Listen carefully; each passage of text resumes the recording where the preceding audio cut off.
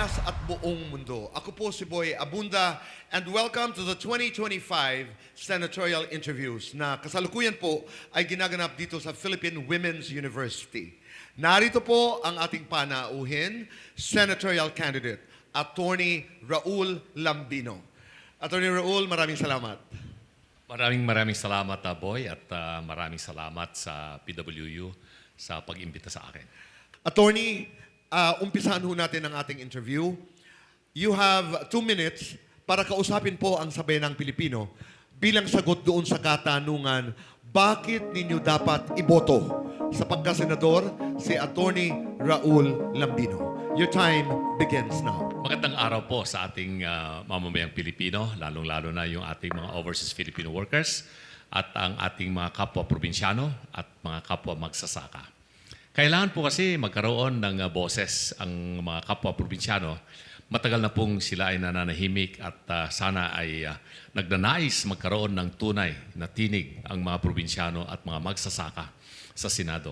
Kahit na po ako ay isang abogado, sabi nga nila, probinsyanong abogado, dahil doon lamang po tayo nagtapos sa probinsya. Pero dito naman po tayo sa Maynila.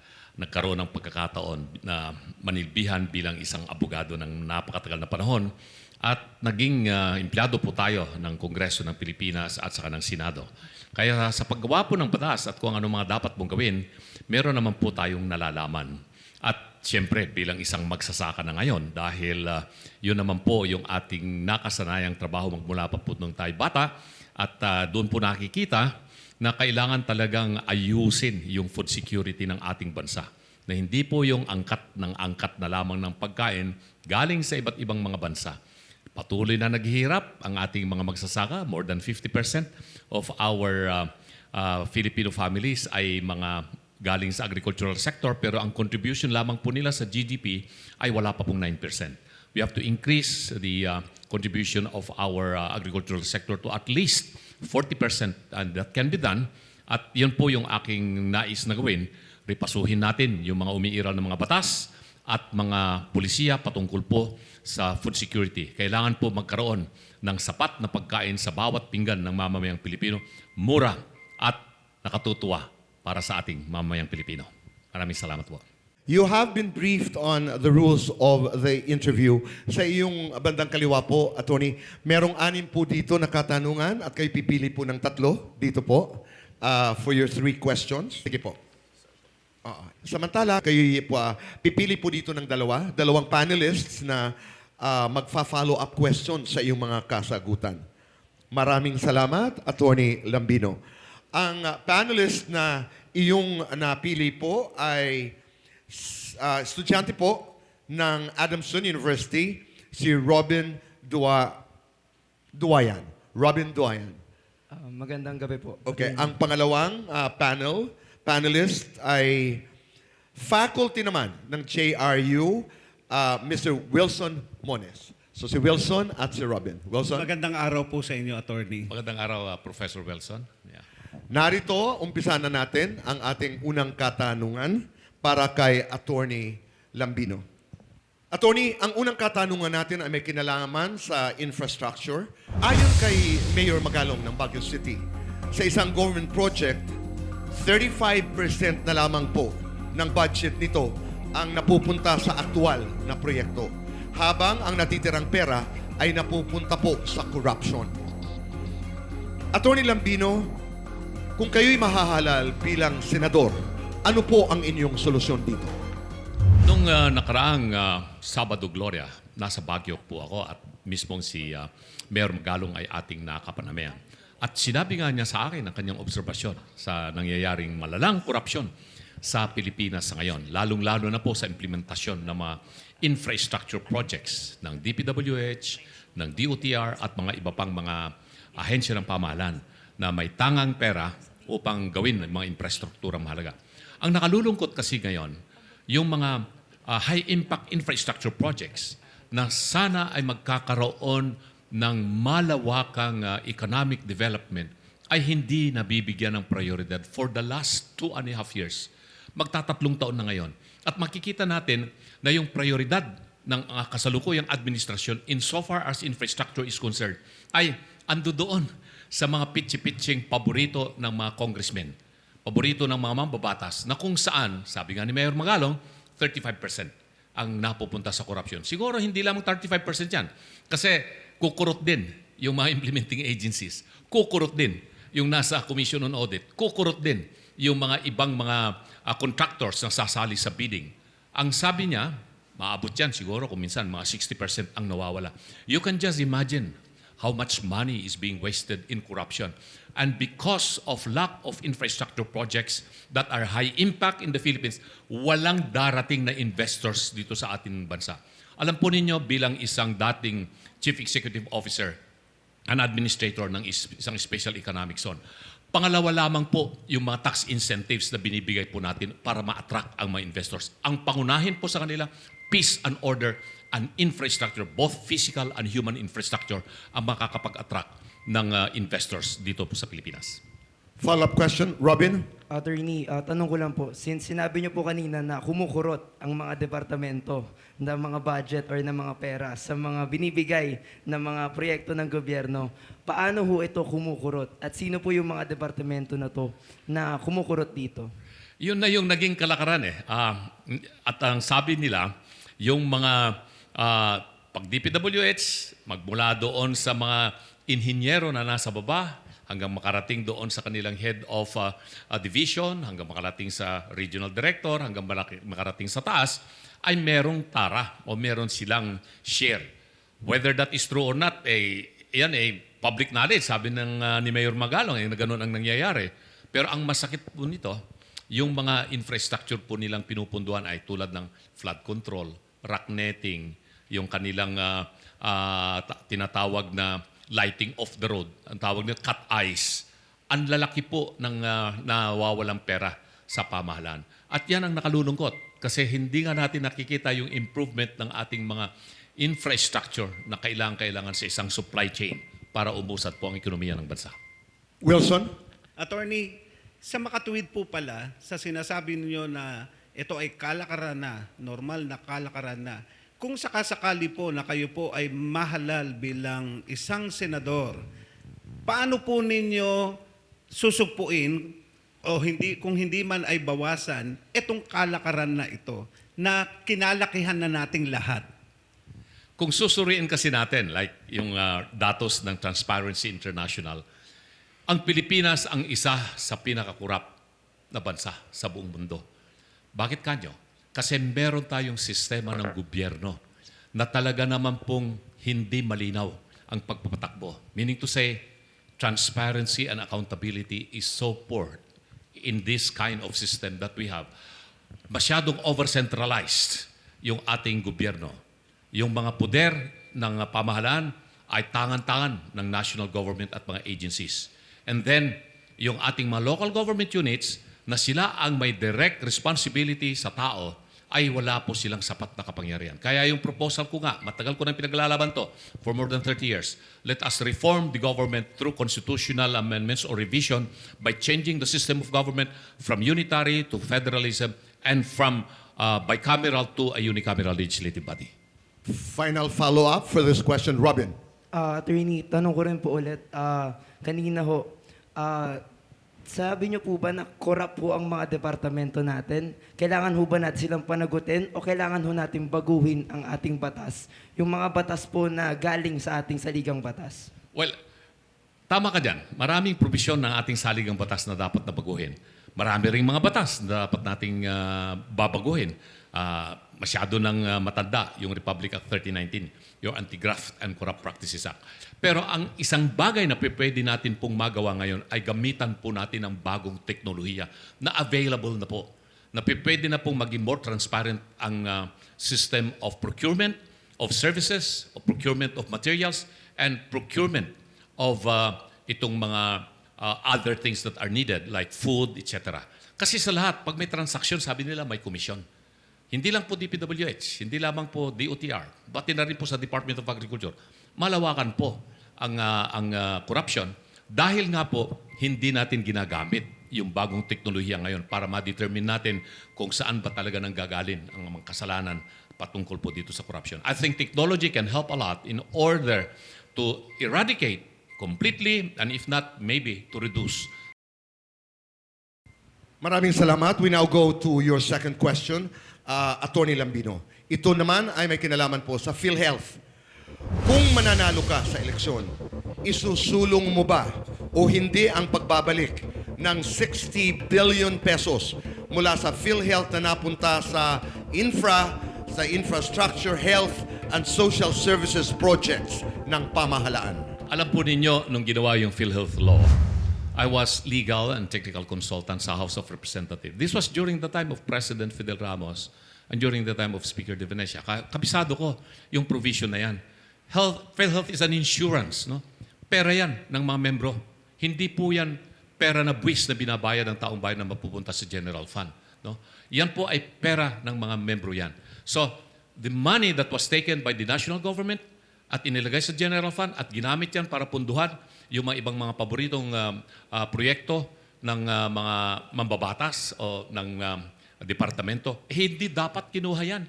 Kasi, papaano yung ating mga may sakit? Paano yung mga pasyente na kinakailangan po nilang magkaroon ng sapat na medical attention kung walang pera ang PhilHealth? Kailangan pong ibalik yan. I think it's not 60 billion. I think it is almost 90 billion ang kinuha dyan. Tapos, ang national government under the 2025 General Appropriation Act, zero subsidy. When in fact, nakalagay doon sa Universal Healthcare Program at nakalagay din doon sa sin tax law that portion of the taxes that are collected from sin products like tobacco, alcohol, will have to go to the PhilHealth funds para nang sa ganon mapalawak yung programa at magkaroon ng maraming benepisyo ang mamamayang Pilipino. That has to be returned. It has to be returned. The money that was taken by the national government must be returned immediately. And as senator, I can at least pressure the government, the executive department, that they should do something about returning the money that was taken. And I believe that the misappropriation of the funds would constitute even a criminal case of technical malversation. So, dapat may managot dito sa kanilang ginawa na pagkuha ng pera ng PhilHealth at inilagay sa general fund na hindi dapat gawin. Follow-up, Robin. Attorney, sabi niyo po na kailangan ho talagang maibalik yung 60 billion na naibigay na ho sa social service at sa health po. Tanong ko po, paano niyo po ba talaga ipe-pressure ang gobyerno para maibalik yun? Given po na naigamit sa pagkain, sa pagtusok ng mga gamot, paano ho ba talaga ito maibabalik at mapapanagutan? The most important power of Congress, the House of Representatives and the Senate, is the power to appropriate money. That is the most important piece of legislation that is being passed every year. We'll make sure that in the National Executive Program that will be presented by the President for Congress consideration ay maisama doon sa budget na ipropropose nila for 2026. Yung perang kinuha nila sa PhilHealth ay dapat maisama doon sa appropriation law which will be approved by the next Congress.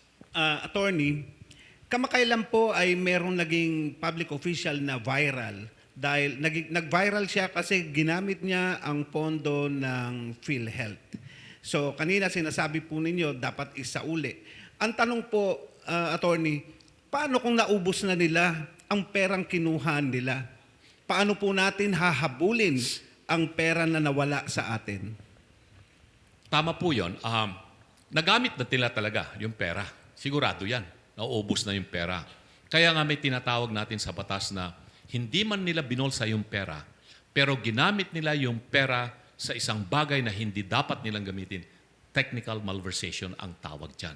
Now, para maibalik yung pondo na yan, doon sa ahensya na pinagkunan yung PhilHealth, ay may utang yung national government sa PhilHealth in a way. So, kailangan pong ibalik po nila yan through an appropriation to be conducted or made by Congress, the House of Representatives and the Senate of the Philippines. At aasikasuhin ko yan, sisiguraduhin ko na doon sa magiging General Appropriation Law for 2026, maisama yung perang kinuha nila sa PhilHealth at maibalik yan sa PhilHealth dahil pera po yan ng mga miyembro ng PhilHealth. Robin.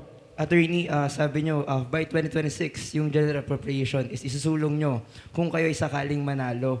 Ibig sabihin ho ba nito, kailangan ho ba natin ulit umutang ng malaki sa ibang bansa at para mailagay dito o meron ho kayong ibang paraan na naiisip? Well, Ang sources kasi ng revenue, pangunahin po ay mga taxes na binabayaran natin. Whether that is customs duties o kaya yung direct taxes or indirect taxes. Pag kulang po talaga yung revenue na nakukolekta ng pamahalaan, uutang yan. Either foreign debt or domestic debt. Itong administrasyon na ito, in the past 2 years na sila ay nanunungkulan, ang nautang na nila ay more than 4 trillion pesos. Kailangan nilang umutang kasi meron tayo kasing budget deficit eh. Kulang yung nakukolekta natin para naman mapunduhan yung mga proyekto ng pamahalaan, ay umuutang sila ng umuutang. And that is very fiscal mismanagement ang tawag po dyan. Dahil sa isang ordinaryong pamilya, kailangan yung gagastusin mo ay hindi ka dapat sumobra doon sa kinikita mo. Pag sumobra ka po dyan, magkakautang ka ng malaki. Paano mo babayaran yan? If you cannot pay that, inflation will come in, tataas ang mga bilihin, kawawa ang taong bayan. Yan. Attorney Lambino, narito naman po ang pangatlong tanong na iyong napili. Ito may kinalaman po sa OFW. Noong nakaraang taon, nagbigay ang mga OFW ng 38.3 billion US dollars sa bansa mula sa kanilang remittances. Pero sa isang banda, malaki po ang negatibong epekto o social cost sa pag-alis ng ilang mga kababayang OFW na nagiging sanhi po ng pagkakawatak-watak at pagkasira ng pamilyang Pilipino. Kung papipiliin po kayo, ano ang mas mahalaga? Ang remittances o pamilyang Pilipino? Siyempre, boy, ang importante ay ang pamilyang Pilipino. Wala pong katumbas na kayamanan or pera yung pamilyang Pilipino na masisira. Pero dahil nga po sa kawalan ng pagkakataon na sila ay kumita ng pera dahil walang trabahong mapapasukan dito, walang disenteng hanap buhay dito, napipilitan ang milyon-milyong mga Pilipino na maghanap ng pagkakakitaan sa ibang bansa. No? So, this is supposed to be only a stopgap measure. Kaya ang aking panukala nga rito, yung ating mga overseas Filipino workers, tumatanda rin yan eh. They get older and older every year. So the government must come up with a program on how to help these overseas Filipino workers become productive citizens when they come back in the country. Kaya ang sabi ko, with this new technology, lahat tayo may smartphone eh. Pwede silang matuto tungkol sa e-commerce. Pwede silang magnegosyo. They can become business persons by using these digital gadgets that they have, this is smartphone, na pwede po silang magbenta ng kahit na anumang produkto. But it has to be with government assistance, with government policies and programs that will upskill the workers, the overseas Filipino workers' capability to do business on their own. Kaya sabi ko nga, napakalaki talagang sakripisyo ang ginagawa ng ating mga overseas Filipino workers. At kailangan po talaga silang masuportahan. That's why we are calling them modern-day Filipino heroes. Yes, they are. And they need a lot of assistance, not just only for themselves, but even for their families who are here. Their spouses as well as their children. Kaya yung isang panukala ko nga dyan, Boy, na magkaroon ng atensyon na ibigay sa OFW sa kanilang kalusugan. Kasi pagdating nila po rito sa Pilipinas, marami rin po silang mga mental and physical sufferings doon sa kanilang pinagtatrabahuan. So that is what I've been telling to our overseas Filipino workers. Robin. Attorney, sabi niyo ho na kanina na teknolohiya ang kailangan natin i-maximize. Paano naman ho, aminin na po natin, hindi naman ho lahat ng tao nakakapag-aral at may kayang bumili ng teknolohiya. Kung hindi ho teknolohiya yung paraan natin, ano pa po yung ibang paraan para matulungan natin ang mga OFW natin na hindi na umalis at piliin ho, una natin is yung pamilya na sinasabi niyo po. Kailangan kumbinsin natin yung mga mamumuhunan, mga kapitalista, whether they are local or foreign, na sila ay mag-invest, magtayo ng mga pabrika rito. Manufacturing sector is very important. We really have to do something about our investments policies. Isa rito na problema sa Pilipinas ngayon ay yung foreign investment law.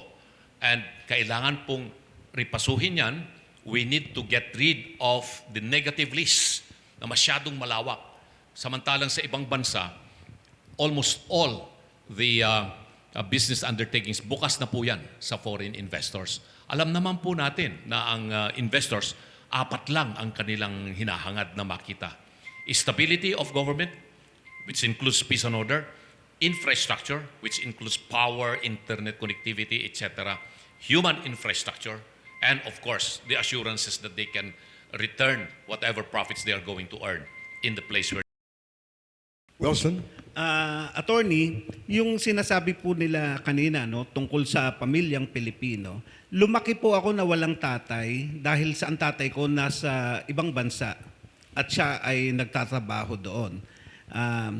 Pagbalik niya, halos hindi namin siya kilala sa sobrang tagal niya. Ito naging problema namin, attorney. Pagbalik niya rito, wala na siyang hanap buhay na pwede niyang pagkakitaan. Binabanggit po ninyo kanina yung teknolohiya. Alam naman po natin na kapag ka medyo matanda ka na, mabagal na ang comprehension natin sa technology. Wala pong naging masyadong pagkakataon na makapagtrabaho ang mga tumanda na. No? So, paano gagawin natin? Ano yung pinaka-specific na pwede nating gawin na programa para sa kanila po? Iyon kasi ang nakalulungkot dito sa ating gobyerno. Ano? Pero kung pumunta ka, tignan mo ang ginawa ng Vietnam, ng Thailand, at ng Malaysia, at ng Indonesia. Huwag na yung Singapore. Masyadong advanced yung kanilang programa tungkol po sa pagsuporta sa kanilang mamamayan. Ang kanilang gobyerno ay gumagastos ng malaki para matulungan ang kanilang mga mamamayan na matututo sa paggamit ng bagong teknolohiya. Kung kinakailangan po na magbigay pa ng startup capital ang kanilang mga gobyerno, nagbibigay po sila ng ganong assistance. Dito, wala pong programa na ganon. Isa po yan sa aking magiging priority na bibigyan ko ng pansin ang pagbibigay ng subsidy at suporta para sa ating mamamayang Pilipino. Hindi lamang po mga overseas Filipino workers, pati na po mga senior citizens. Yan po ang naging sekreto kung bakit umunlad ng masyado ang China in the last 40 years because the government gave a lot of assistance. Attorney, maibalik po tayo sa tanong ko kanina na sabi nyo, sasagot nyo ay kukumbinsihin natin ng mga kapitalista na mag-invest. Paano po kung hindi natin sila nakumbinse? Ano po ba talaga dapat ang una? Kapitalista o gobyerno ang magbigay ng tulong sa mga OFW po? Well, ganito kasi ang gobyerno ay dapat always the economic driver, kumbaga. No? Economic driver yan. Kailangan pag nag-appropriate ng pera yung gobyerno, yun ay mapapaunlad yung ekonomiya. Dahil kung ang growth rate natin ay nasa 4%, 3% per annum, or even 5%, hindi tayo makakaahon sa kahirapan. At tignan po ninyo yung datos. Doon sa 5-6% na growth rate natin, magkano ang contribution ng overseas Filipino workers? 38.3, yung sinabi kanina ni Boy, $1 billion. No? Pag wala yan, lubog ang ekonomiya ng Pilipinas. Bakit kanyo? Kasi hindi po tayo karoon ng manufacturing sector na vibrant dito sa Pilipinas. Ang baba rin ng contribution ng agricultural sector. Sabi ko, less than 9%. Kailangan talaga ayusin po natin yan. The government should spend money to be really the driver for the growth of the economy. Otherwise, hindi pupunta rito yung mga investors. Maraming salamat, Attorney Lambino. Punta naman ho tayo dito sa Political Fast Talk and Why. May 5 katanungan po. Bawat tanong ay pwede niyo pong sagutin ng 20 seconds. Narito po ang una. Kung ikaw po ang masusunod, dapat bang college graduate ang mga senador o presidente? Bakit? Kailangan baguhin natin ang saligang batas kung ganon ang magiging patakaran natin. Ako ay naniniwala na ang edukasyon ay hindi lamang po nakukuha sa eskwelahan. Ang edukasyon ay hindi nasusukat doon sa certificate or diploma. Ang edukasyon ay makukuha kahit saan. You can be schooled, but you will not be educated. Yumayaman ang pumapasok sa politika. Tama o mali? Bakit? Hindi lahat. No? Pero kung ang mga pumapasok sa politika ay mga oligarko at mayayaman na, magpapayaman at magpapayaman pa rin lahat yan. Kaya kailangan pumili po sila ng mga kandidato na talagang andon sa puso ang kanilang serbisyo. Serbisyong may puso, serbisyong totoo. Attorney Lambino, dapat ba pantay ang sweldo ng mga manggagawa sa probinsya at National Capital Region? Yes or no? Bakit? Yes. Kaya nga, laging problema natin yung urbanization. Kaya dumarami yung mga mamamayan natin galing sa probinsya, pumupunta sila sa urban centers like Metro Manila, Metro Cebu, Metro Davao. Kasi sa tingin nila, mas mataas ang sweldo rito. Pag ginawa mong pantay-patay ang sweldo sa rehiyon at saka dito sa mga urban centers, hindi na po aalis yung ating mga kababayan na magtatrabaho at hindi na Sa bilis po ng takbo ng teknolohiya, Attorney Lambino, posible bang magkakaroon tayo ng robot na senador? Yes or no, at bakit? Palagi ko hindi. Kasi yung robot ay magiging depende pa rin yan sa gagawin ng isang tao. It cannot happen. No? Sa tingin ko, hindi mangyayari yon. Hindi niya alam makikipagdebate yan pagdating doon sa mga usapan tungkol sa paggagawa ng batas. Katulad po ni Erap, Gloria, Digong, ang sabi ho nila, kapag presidente ka, malamang makukulong ka. Nakakatawa ho ba ito o nakakabahala? Nakakabahala po yan. Dahil nga po sinabi ko, we have a dysfunctional political system in the Philippines. Kailangan na po nating ayusin yan. Kung hindi, ganon at ganon ang mangyayari. Tulad ng nangyari kay Erap, nangyari kay Gloria, nangyari ngayon kay Duterte. So, ayusin po natin yung ating political system. At pwede na po natin baguhin yan. Attorney Lambino, maraming salamat. You have 1 minute again to talk to your public sa sambayanang Pilipino po. May 1 minuto po kayo para kausapin sila. And your time begins now. Mga binabahal na kababayan, ako po ay hindi po nangarap, hindi ko rin po ito plinano na tatakbong senador. Pero nakita ko po yung tsura ng ating bayan sa loob po ng maraming taon. Magmula po nung ako ay naging isang abogado. The past one generation, 40 years ang nakaraan, hindi ko po nakita yung pag-unlad ng bansang Pilipinas na tulad ng pag-unlad ng mga ibang bansa dito sa Asia, lalong-lalo na po dito sa ASEAN. Dati po ay nangunguna tayo dito sa ASEAN. Sa buong Asia, pangalawa lamang po ang Pilipinas sa Japan. Pero sa ngayon po, sa 10 ASEAN countries, ay nandoon na lamang po tayo sa pang-6 or pang-7. Baka mangulilit pa tayo, mauuna pa yung Laos sa atin. Ang problema po natin kasi, we have a politics of oligarchy. We have a politics of plutocracy. Ako po ay isang probinsyanong abogado. Ang tibok ng aking puso ay tibok ng ordinaryong mamamayang Pilipino. Maraming salamat, Attorney Lambino. Mula sa aming puso, sa iyong panahon, good luck and God bless you. Maraming salamat, Boy, at maraming salamat sa mga panelists at sa lahat po ng mga mamamayang Pilipinong kinig at manunod dito sa programang ito. Salamat. At muli, ako po si Boy Abunda at ito po ang 2025 Senatorial Interviews. God bless us all and God bless the Philippines. Maraming salamat po.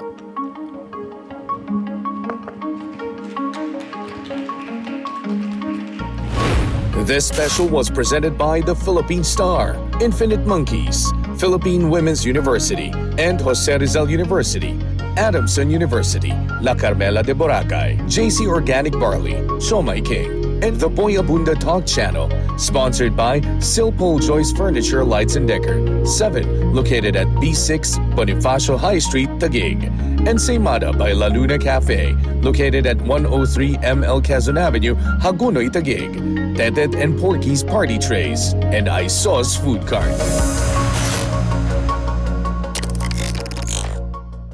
In the lead up to the 2025 midterm elections, one platform dares to ask the important questions. This is the 2025 Senatorial Interviews. Upon arrival at the interview venue, each candidate is given a briefing on the flow and mechanics of the program. Each candidate begins with the question that starts it all: why should the people vote for you? They have 2 minutes to convince us. Next, the candidate draws 2 panelists from a pool of 6 teachers and students from 3 universities. The candidate then selects 3 questions from a list of 6 prepared by the 2025 Senatorial Interviews team. For each question, the candidate has 2 minutes to respond. After each main answer, the selected panelists ask up to 3 follow-up questions. The candidate has 1 minute to answer each of these. Then comes the political fast talk and why with Boy Abunda. 5 questions with 20 seconds to answer each question. And finally, the last word Senatorial candidates get 1 minute to deliver that final message to the Filipino people. This is a test of conviction, character, and heart. The 2025 Senatorial Interviews.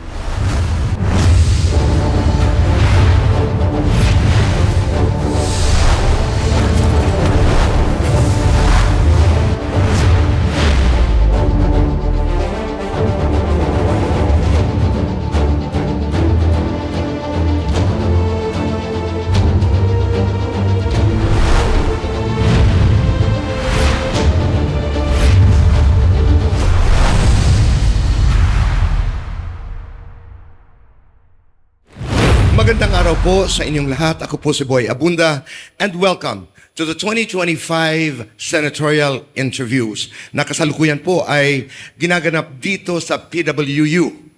Maraming salamat po. Right now, I'd like to welcome Senatorial Candidate, Teacher Franz. Magandang araw po. Magandang araw, Tito Boy. Maraming salamat sa iyong pagdalo dito sa mga interviews na ito. Ang karangalan ay sa akin, Tito Boy, na ma-interview nyo. Kasama ho natin ang ating panelists, si Robin mula sa Adamson University, Claire is a teacher, Teacher Franz. From JRU, Jason naman ay mula sa Adamson, Harvey, PWU. Yung tatlong ating makasamahan sa likod ay mga guro. Yung nasa harap naman, si Robin, si Ann mula sa PWU, Lance ay mula sa JRU. Umpisa natin ang ating interview. Teacher Franz, you have 2 minutes to address the public para kausapin po ang sambayanang Pilipino habang sinasagot niyo po ang katanungang bakit dapat kayo ihalal ngayong darating na eleksyon. You have 2 minutes and your time begins now. Ako si Teacher Franz Castro, kasalukuyang kinatawan ng ACT Teachers Party List sa Kongreso.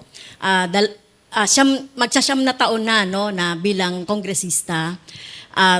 25 years na nagturo ng matematika. So, ano po yung ating mga plataforma? So, nasasalamin ito doon sa Abaca. So, yung alwan sa ating mga kababayan, no?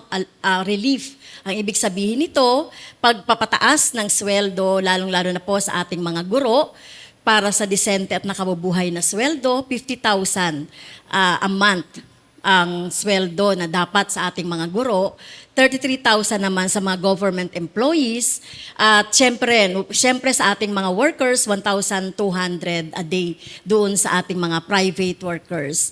Number 2, yung budget sa edukasyon. Gawin nating number 1 ang budget sa edukasyon dahil sa dami ng krisis, no, sa education. Talagang hindi tumutungtong sa 6% ng GDP ang budget sa edukasyon, kaya dodoblehin natin ang budget sa edukasyon. Kasama na rin dyan yung dapat na ibigay ng mga benepisyo sa ating mga guro, kawani, at sa ating mga government employees para sa kanilang mga gawain. At pangatlo, tayo ay kontra korupsyon. Gagawa tayo ng panukalang batas para i-abolish ang confidential funds, magkaroon ng Freedom of Information Bill, at syempre ibukas, maging transparent sa mga budget process and hearing.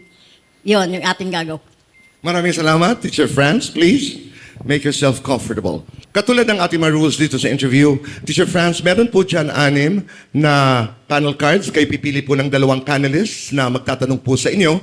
Samantala, naroon po ang mga katanungan. Sa 6 na tanong, pipili po kayo ng 3. Ibibigay niyo po sa akin. Maraming salamat, Teacher Franz. Ang panelists na iyong napili para sa iyong interview ay si Mark Harvey. Si Harvey ay guro ng PWU. Ang pangalawang panelist ni Teacher Franz ay si Jason Reyes ng Adamson. Okay. Sila po ang magfa-follow up ng mga iyong kasagutan. Let's go to the first question. Ito po ay may kinalaman sa ICC. Tama ba ang ginawang pag-aresto at pagdala kay dating Pangulong Duterte sa The Hague? Oo, hindi. Bakit? Opo, tama po. Dahil matagal nang humihiling ng hustisya yung ating mga pamilya biktima ng extrajudicial killings nung panahon ni President Duterte, at ito lamang yung kanilang last recourse dahil sa panahon na nasa katungkulan si President Duterte at magpahanggang ngayon, Tito Boy, ay hindi pa nakakakuha ng hustisya. Kung magpa-file man sila ng kaso dito, maraming mga sagabal. Like for example, yung ating justice system. Nakita natin kung gaano kabagal yung justice system. Ilang taon na yung nangyari, no, mula nung 2016. No, kalahati at mula 2016 hanggang ngayon ay ilan lang na mga kaso ang talagang merong mga conviction. Sa more than 30,000 na sinasabing mga biktima ng extrajudicial killings, karamihan doon, Tito Boy, ay hindi man lang naimbestigahan. Kaya talagang walang hustisya yung pamilya. So, kaya dapat lamang no, na sa ICC, dahil isa pang naging dahilan, sinasabi ng mga pamilya, Tito Boy, na kapag kumukuha sila kahit na police report, ay pinagkakaitan sila kahit na police report yung pamilya. At sa ngayon nga na nandoon na sa ICC si Duterte ay marami pang mga threat, mga tinatakot pa yung mga pamilya ng mga biktima ng extrajudicial killing. Kaya dapat lang na doon siya litisin at tama lang yung ginawang pag-aresto ng ICC dahil para mabigyan na ng katarungan yung ating mga kababayan. Follow-up questions? Jason?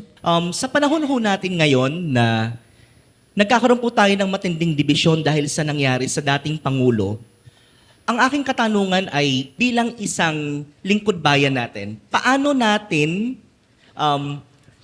malulutas ang sitwasyon na to na pagkakaroon ng matinding dibisyon dahil sa issue politikal? Salamat. Yes, nakakalungkot na nagkakaroon ng malaking pagkakahati-hati ang ating mga kababayan. Pero ang sagot natin dito, no, yung paano ba natin maibibigay talaga yung hustisya? Sana maintindihan ng ating mga taong bayan na kailangan talaga yung hustisya above all. Hindi po ba? At bilang mga mamamayan, bilang kinatawan, bilang teacher, kailangan nating painstakingly ipaliwanag sa ating mga kababayan yung nangyayari, no, sa ating paligid at magbigay tayo ng mga pamamaraan para mag-unite yung ating mga kababayan doon sa pag-unite doon sa pagkukuha ng hustisya. Harvey? Marami pong grupo na nagsasabi na posibleng may problema doon sa pag-aresto at one of the major premise po kung bakit tayo pumupunta sa ICC ay sinasabi nila na may problema sa ating justice system. Bilang isang kongresista po at bilang tumatakbong senador, ano po ang nakikita nating mga problema sa justice system natin at ano ang mga solusyon na pwede nating gawin? Yes, so sinasabi talaga natin Harvey, na yung ating justice system ay may kakulangan. To say sinasabi nila bulok daw yung ating justice system. Unang-una, yung mga kaso na mga idinudulog ay ilang taon na yon, no, bago ito madesisyonan, 5 taon, 4 na taon. Tapos, syempre, ang ating justice system ay pabor lang doon sa mga mayayaman. Sino ba yung nakaka-afford ng mga mahuhusay, ng mga abogado? At yung ating mga kababayan na mga mahihirap ay talagang kapos na kapos talaga sa hustisya. Kaya kailangan nating baguhin ito. So paano natin babaguhin ito? Yung kailangan natin talagang mabago talaga yung pagtingin, no, na dapat na ibigay, no, sa ating mga kababayan yung like yung attorney, etc. Okay. Who does the last follow-up question? Jason, go ahead. Teacher Franz, nabanggit niyo po kanina na mabagal ang ating justice system dito sa Pilipinas. Ang tanong ko lamang po ay, ano po kaya ang nagawa natin bilang mambabatas para ito'y mapabilis?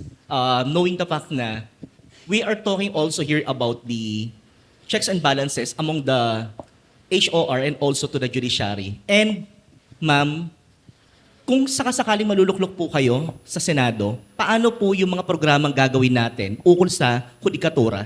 Salamat po. Sa ngayon, Teacher Jason, no, sinasabi natin na mabagal, may kakulangan tayo. Kaya lagi tayong nag-aaproba ng mga pagbubukas ng mga sala o yung mga mga korte, no? Kaya lang ang problema natin dito ay yung pondo, no? Kailangan ay madagdagan yung pondo doon sa pagbubukas ng iba't ibang mga korte at syempre kailangan din natin ng magbigay din ng mga kawani na pwedeng mag-asikaso doon sa ating mga korte.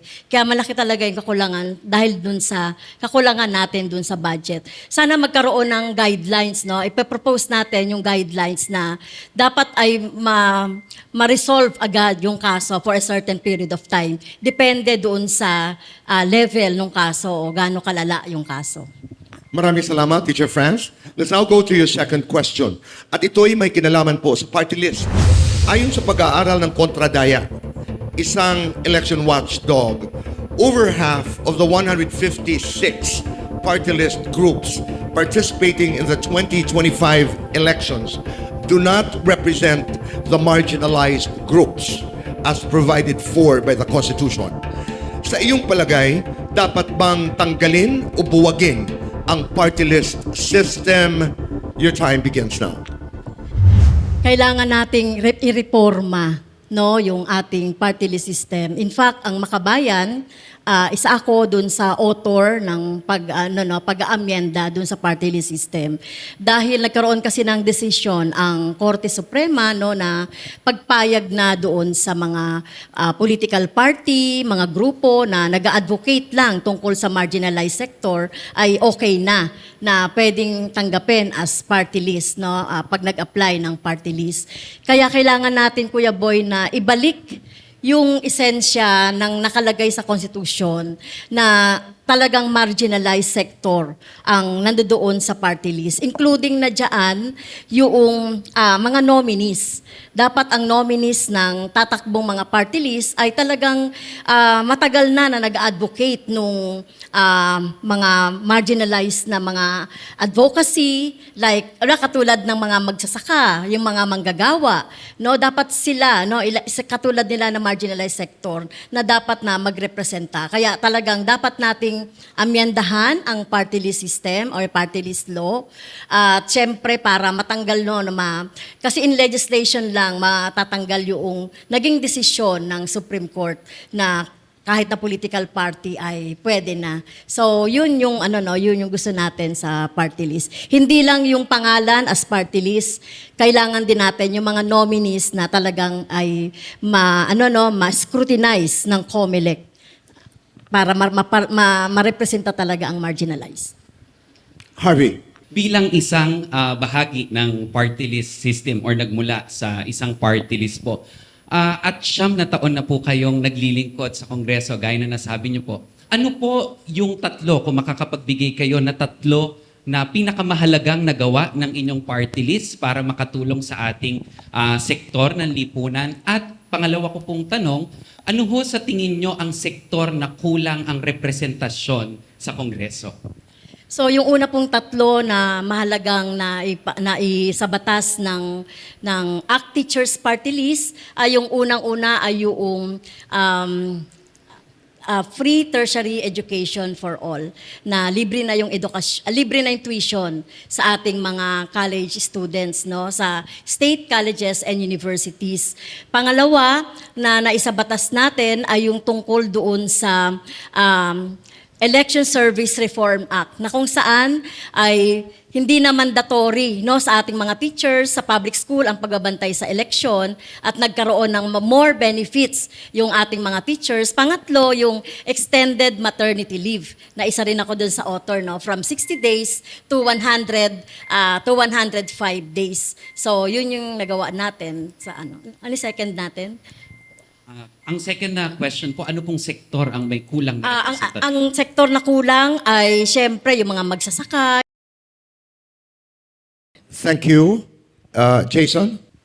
Maaari niyo po bang ilahad sa amin kung paano po naaabuso ang party list system dito sa Pilipinas? Maraming salamat po. Isa sa paraan ng pag-aabuso ng party list system ay yon yung mga political dynasty. Yung mga traditional politicians na kapag tapos na sila sa term nila, no, gumagawa sila ng sarili nilang party list na ang inilalagay doon either sila o yung kanilang mga kamag-anak. So yun, isang paraan ng pag-abuso ng party list.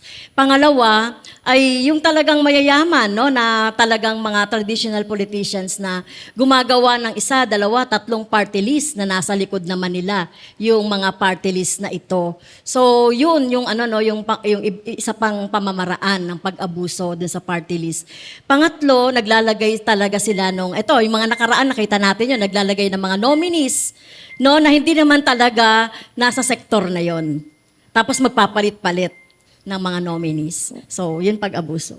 Final follow-up, Harvey. Teacher Franz, nabanggit niyo po kanina na isa sa pinakamahalagang nagawa ng inyong party list ay yung pagkakaroon ng libreng edukasyon through LUCs, SUCs. Papaano naman po kaming nasa pribadong sektor na ngayon po ay may dinadanas na pagbaba ng number of enrollment at nanganganib din po ang trabaho ng isang pribadong guro? Ano po yung mga proyekto na pwede nating ibigay sa kanila at papaano natin pwedeng balansihin yung ekonomiya ng edukasyon?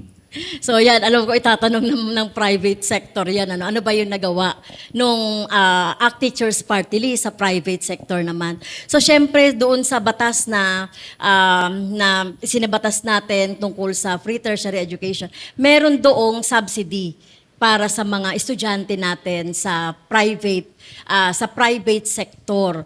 At patuloy pa rin naman habang hindi pa rin talaga kakayanin ng lahat na magkaroon ng public school sa lahat. Meron kami ngayon yung expanded GASPE na binibigay nating tulong sa ating mga estudyante, sa mga teachers na nagtuturo sa mga private school. At gusto talaga nating magkaroon ng tulungan ang private at saka yung public. Sinasabi natin na dapat magkaroon din sila ng budget doon sa local na government through SEF. Maraming salamat, Teacher Franz. Narito po ang iyong pangatlong katanungan na may kinalaman po sa infrastructure corruption. In an interview with Mayor Magalong ng Baguio City, sa isang government project, sabi niya, 35% na lamang po ng budget nito ang napupunta sa actual na project. Habang ang malaking bahagi ng pera ay napupunta sa korupsyon. Ano po ang inyong solusyon dito? Yes, dito sa corruption na ito, Kuya Boy, isa yan sa mahalagang plataforma po na dinadala po ng Makabayan. No? Sa amin po, paano ba natin to masusolusyonan? So, unang-una po, pag-approve po ng budget, dapat maging transparent mula doon sa mula doon sa deliberation hanggang doon sa bicameral conference committee. Kailangan ito ay open to the public, no, para makita talaga yung mga proyekto na pinapasok dito ng mga kongresista. Pangalawa po ay kailangan maging transparent po doon sa mga project na ginagawa ng mga kongresista o mga sino mang mga politiko, maipakita talaga yung tunay na tunay na mga amounts. At sino-sino ba yung mga nagpa-project nito? Dapat contractor, open din 'yon sa public. Dapat yung mga contractor na blacklisted na o yung nagkaroon ng poor performance doon sa mga infrastructure or whatever, dapat ay hindi na talaga isasali doon kung sakali na magkaroon ng susunod na project for bidding.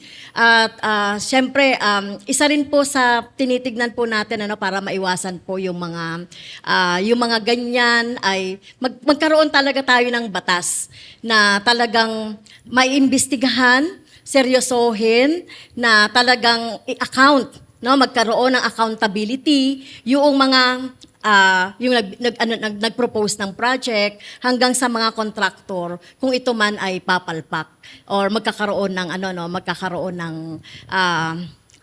korupsyon. At siguro yung mga whistleblower, bigyan natin ng proteksyon. Yung mga whistleblower na nagbibigay ng nagbibigay ng data about kung ano man yung mga kinokorrupt or tinatago. Follow-up questions. Harvey. Teacher Franz, isa sa mga naapektuhan na sektor ng korupsyon dahil sa infrastruktura ay ang ating edukasyon. Kakulangan ng classroom, kakulangan ng mga gamit ng isang guro. Ano po mga plano natin sa kanila para nang sa gayon ay mabigyan ng sapat na classroom, lalong higit yung sa mga geographically isolated and disadvantaged areas in our country? So mahalaga talaga, no, ako naglilibot ako, teacher, no, doon sa iba't ibang mga lugar, rural areas na talagang kulang-kulang yung mga kagamitan.